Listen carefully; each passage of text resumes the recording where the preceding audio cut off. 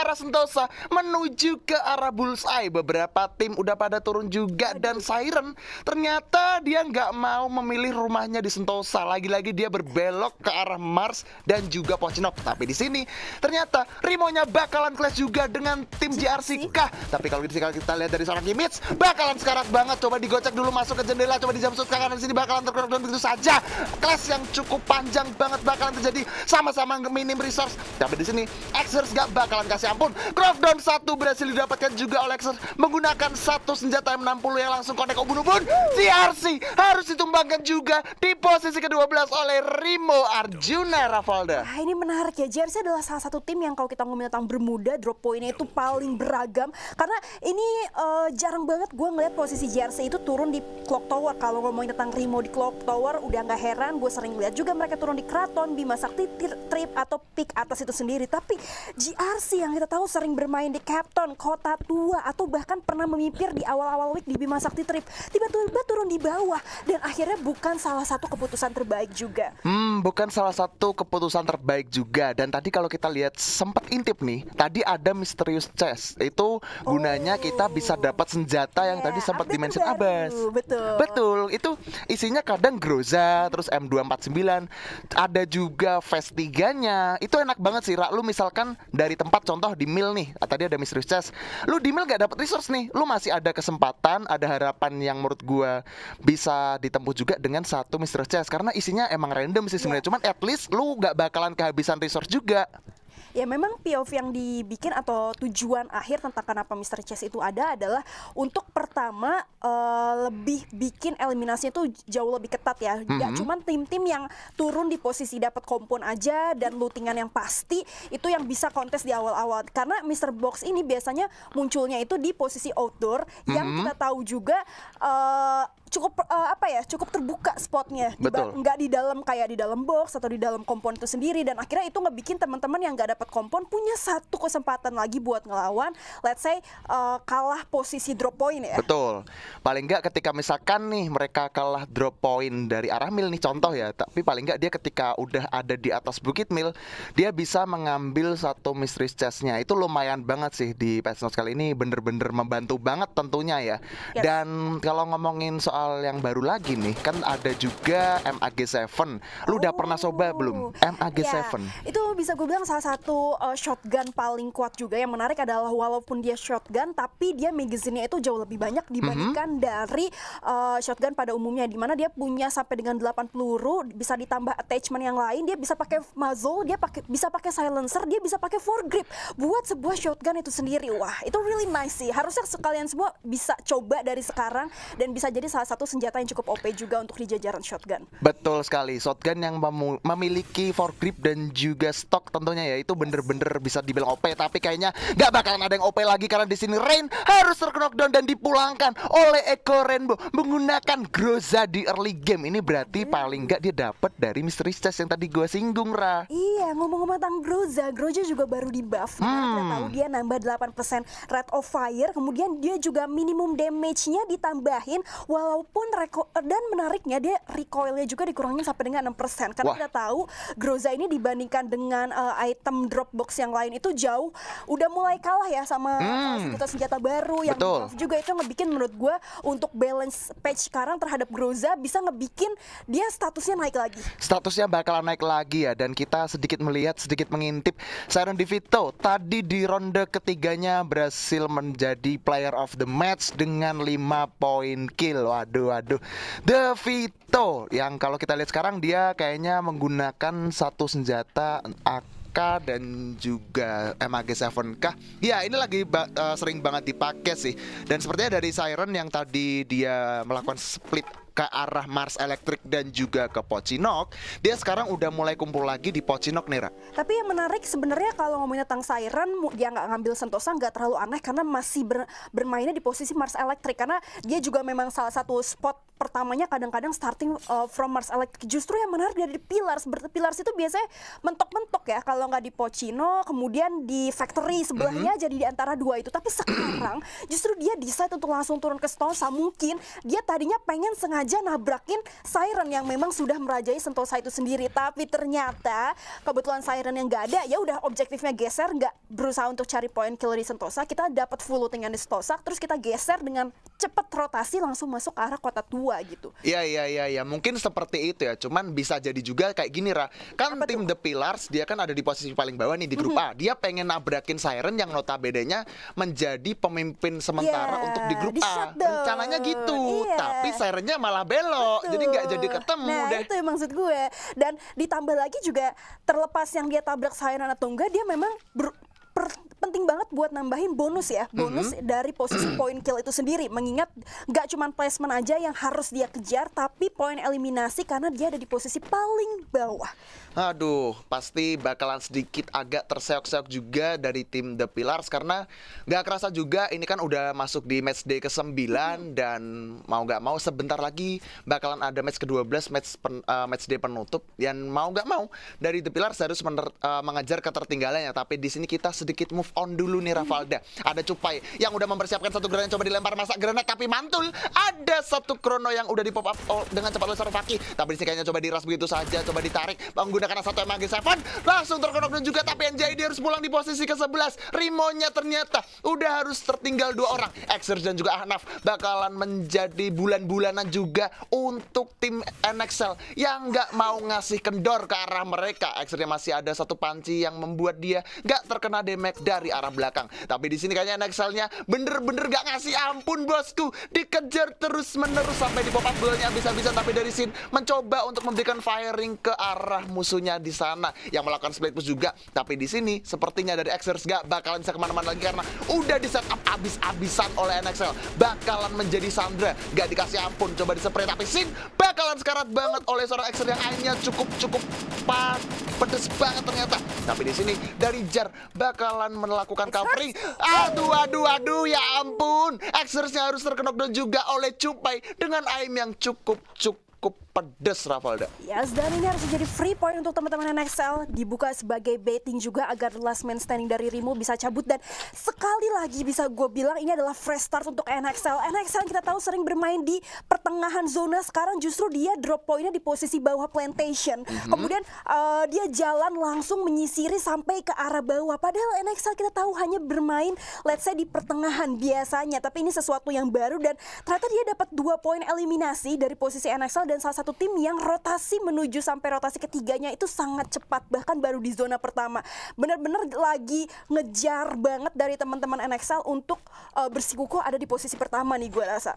Yes, maka dari NXL kayaknya mencoba untuk bersikukuh sesuai dengan kata Ravalda tadi yang udah di-mention juga. Tapi kita kayaknya sedikit agak moving ke pick. Di pick udah ada 3 tim yang mengamankan masing-masing komponnya. Dari West Bandit dia coba amanin satu rumah orang kaya, dari Eko Esportnya ngamanin di rumah bolong, dan juga ada satu tim lagi tadi The Pillars yang dia dari Sentosa ke Kota Tua langsung mencoba masuk ke pick di sekitaran rumah sabun nih. Betul. Dan wah ini Rimo nih, satu cabutan Rimo ya, benar ya? Oh benar ya, dari Ahnaf. Ini the last man standing-nya yang tadi berhasil kabur karena satu bait yang dibuka juga. Dan mungkin nanti bakal cukup clash dari posisi NXL bersama dengan Siren, karena Siren masih belum pengen nyari secure posisi di arah pick. Dia masih pengen nungguin di posisi patahan, kira-kira ada 1 atau mungkin 2 squad yang belum naik atau enggak. Yes, itu dia. Tapi di sini Ahnafnya bakalan ketahuan oleh seorang Amore menggunakan satu double AWP-nya, coba di tapping begitu saja ternyata Bareta. Tapi Gustafnya harus knockdown, masihkah bisa diselamatkan karena di sini Gustaf harusnya masih bisa di revive oleh seorang Mers. Tapi di sini dari Ahnaf bakalan memberikan lemparan granat, spam granat gak habis-habis dan memberikan sebuah distraksi ke arah tim Eko Esport. Mau nggak mau Ahnaf harus mundur jauh-jauh. Centil banget ya Ahnaf. Dia masih pengen loh kayak siapa tahu kan ini kan high risk high reward aja. Gua ngelempar granat, siapa tahu steal kill. Siapa tahu steal kill, betul banget Ravalda. Tapi di sini dari Jarnya bakalan ditembakin oleh player dari Siren. Tapi di sini Jar bakalan sedikit kesusahan juga mencoba untuk dihirup dulu bos Queenellernya. Coba meditasi dulu karena di sini dari NXL bener-bener udah ke setup banget posisinya sama tim Siren yang notabene-nya mereka nunggu di dalam zona. Betul. Ini yang tadi gue bilang di mana Siren mungkin udah sadar ada satu squad yang memang masih berlari-lari di posisi factory, dan di sini NXL bagusnya mereka nggak secara polos langsung melewati open field menuju patahan di arah pick itu sendiri. Dapat satu awareness yang dibuka dari aim oleh teman-teman Siren, langsung ngebikin mereka muter otak dan bergeser langsung di pinggiran zona di sebelah kiri, tentunya melewati clock tower sampai naik lagi ke arah Bima Sakti Trip. Padahal dia udah ngelewatin sini nih karena dia tadi turun di posisi plantation bawah. Ini adalah salah satu respect yang sangat bagus dari teman-teman NXL. Kalau mereka nggak pengen terlalu high risk high reward, mereka nggak tahu ada berapa tim atau ada berapa jumlah player yang udah nungguin mereka di patahan. Jadi daripada gambling, kita tarik ulur sedikit. Toh in the end of the story mereka bakal ketemu lagi nanti. Iya betul banget Rafael. Paling nggak ini mengurangi resiko yang cukup besar banget ya dari NXL. Jadi dia memutar otaknya untuk memindah jalur rotasinya, mencoba untuk mengamankan satu kompon di sekitaran Bima Sakti Strip. Tapi di sini kayaknya Gaski udah mendengar tembakan yang diberikan oleh Eko Esport dari arah rumah bolong, dan sepertinya di pick bener-bener rame banget, terjadi penumpukan, labirin ada orang, rumah sabun ada juga. Ini kemungkinan besar next circle-nya nggak jauh-jauh sih. Iya.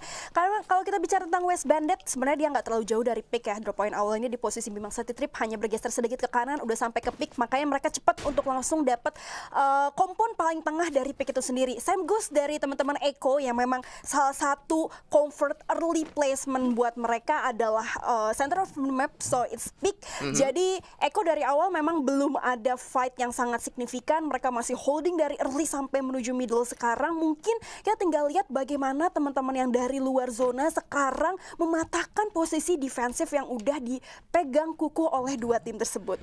Iya, itu bakalan jadi sedikit agak kurang menguntungkan juga kalau misalkan emang dari Eko Esport itu dari awal sampai mid game sekarang dia masih tetap standby di arah rumah bolong. Kan pastinya resource-nya juga nggak bakalan banyak juga. Dan kita bakalan melihat nih next circle-nya bakalan ke arah mana. Harusnya sih masih di sekitaran pick ya, karena picknya udah rame banget.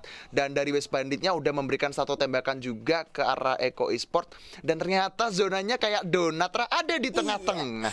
Dan tadi gue juga sempat lihat NXL so far masih survive ya untuk akhirnya ngedodge posisi Siren dan masuk di tempat yang lebih aman lagi. Unite juga udah dapat satu investasi kaleng yang mungkin dipakai let's say di sini untuk secure posisi dalam dengan jauh lebih aman dan lebih cepat aja. Yes, itu dia dari Amora, sepertinya udah menyadari keberadaan NXL yang memberikan tembakan membabi buta ke arah Unite. Tapi di sini Unite gak bakalan tinggal diam, karena di situ udah terjadi penumpukan yang cukup signifikan, sehingga dari Unite gak mau terlalu memaksakan dirinya, sehingga mereka memilih mengamankan satu kompon di sekitar rumah coklat dan di sekitaran rumah hijau. NXL at least mereka masih mendapatkan satu circle aman menurut gua. Waduh, dan ini sebenarnya masih cukup ditahan.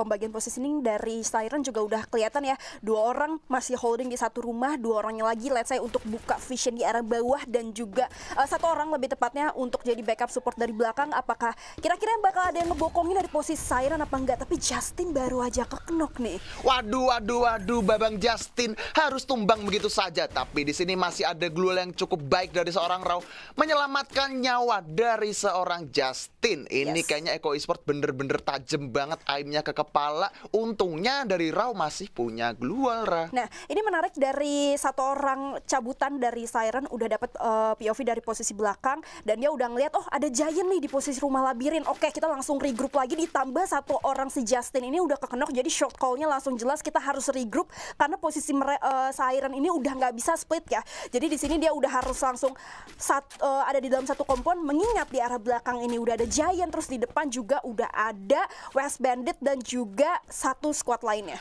Aduh, ternyata Rainbow berhasil menculik salah satu player dari West Bandit, Elektra ternyata. Tapi di sisi lain dari Bonafide harus terlalu dua. Terus seorang AK dan juga Ektindir apakah masih bisa, karena di sini bakalan jadi situasi yang kurang menguntungkan juga. Eko Amari berhasil mendapatkan seorang fan zone menggunakan satu bareta yang langsung connect ke ubun-ubun musuhnya. Zonanya bakalan menyempit dalamnya 10 detik, tapi di sini seorang Merz bakalan memberikan satu firing juga ke arah Ektindir. Ektindir menggunakan satu double factor, tapi dia harus terlalu dan juga oleh seorang Gustaf langsung di tanpa ampun, ke knock end bosku. Tapi di sini dari Eko sepertinya bakalan untuk melakukan setup pulang di sekitaran rumah bolong, Ravalda. Yes, udah mulai diturunin lagi temponya. Ini sama seperti sebelumnya, walaupun zonanya semakin kecil, menuju zona kelima 30 detik lagi, tapi persebarannya masih 30 orang dan masih ada 10.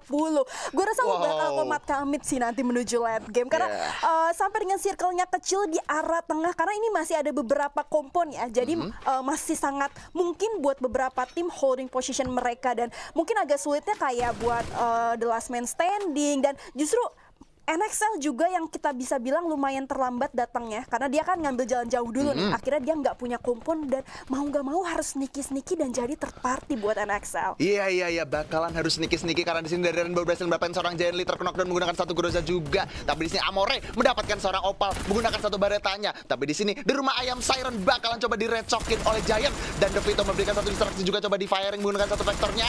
Langsung terknok down oleh seorang Devito, langsung di ending tanpa ampun juga. Karena di sini Rimo Arjuna sepertinya bakalan ditumbangkan di posisi ke-10, dan ini bakalan jadi clash yang sangat-sangat panjang karena circle-nya udah mulai menyusut juga, Ravalda. Dan sekali lagi Siren masih bisa mempertahankan posisi dia, berhasil nge-steal juga posisi poin last man standing dari seorang Rimo, dan ini sekali lagi masih PR buat NXL. NXL nggak bisa terlalu greedy untuk buka pertama karena dia disadvantage secara kompon itu sendiri. Tapi gue rasa NXL di sini posisinya udah ke spot sama Unite ataupun bahkan West Bandit itu sendiri, cuman masih nggak berusaha untuk di all in oleh kedua tim. Siren? Iya, Sirennya bakalan clash juga dengan West Bandit di situ. Tapi di sini ada satu pelontar dari seorang Justin yang langsung connect menaik. Justin sendiri ternyata. Aduh babang Justin. Tapi di sini Raw sebenarnya bakalan memberikan satu revive, nggak bisa lagi, Justin nggak bisa selamat, dan ternyata Eko berhasil mendapatkan kill juga. Bakalan jadi situasi yang cukup direcokin banget dari TP, mencoba untuk masuk perlahan, coba sneaky. Rainbow berhasil connect pelontarnya ke arah Mai Putra juga. Terjadi penumpukan yang cukup riuh banget, boyku. Dan Unite Andri mendapatkan satu kill dari NXL juga. NXL harus dipulangkan juga oleh Unite. Unite-nya ngamuk, bosku. 9 poin kill. Tapi di sini Andri bakalan sedikit kesulitan, di sini Merz bakalan memberikan firing juga. Eko Merz berhasil mendapatkan seorang Unite C. Tapi si Amora untuk mencoba ngeker menggunakan satu M79-nya ditahan dulu, bosku. RZ berusaha untuk masuk, tapi di sini sepertinya dia masih sedikit bisa masuk ke dalam circle-nya. Dan ini bakalan jadi situasi yang kurang diuntungkan untuk Erzel. Dia harus menjadi lone survivor, dan ini sepertinya fight yang menurut gua bakalan gak selesai. Ada jumpsuit, bosku. Dan soal Andri, Unite-nya ditumbangkan di posisi ke-6.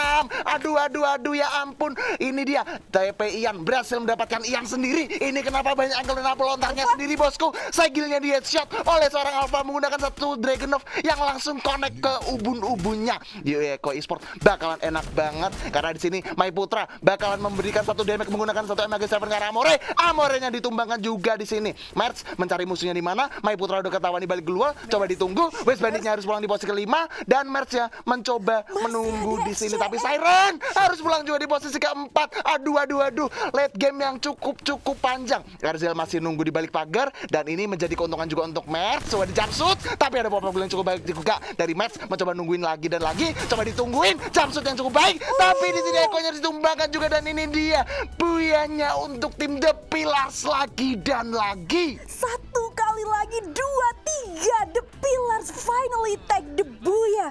Wow, this is really good, dan salah satu match yang bisa gue bilang sangat kenyang untuk ditonton sampai menuju late game ya, karena lo lihat tadi bahkan seorang HCN dengan the last man standingnya masih bisa secure posisi ketiga, harus tereliminasi oleh zone-nya karena ketutup juga jalannya sama pagar, tembok, dan juga sama glue itu sendiri, dan udah tinggal head on The Pillar sama Eko kalau nggak salah tadi ya. Dan udah nggak bisa kalah jump shot di situ, dan itu zonanya udah tinggal setetes segaris begitu aja. Dan 1 poin lagi untuk The Pillars, gila. Tapi ya karena pengakhiran zonanya juga memang bermain ternyata di posisi pick, akhirnya diuntungkan oleh teman-teman yang memang sudah dapat kompon dari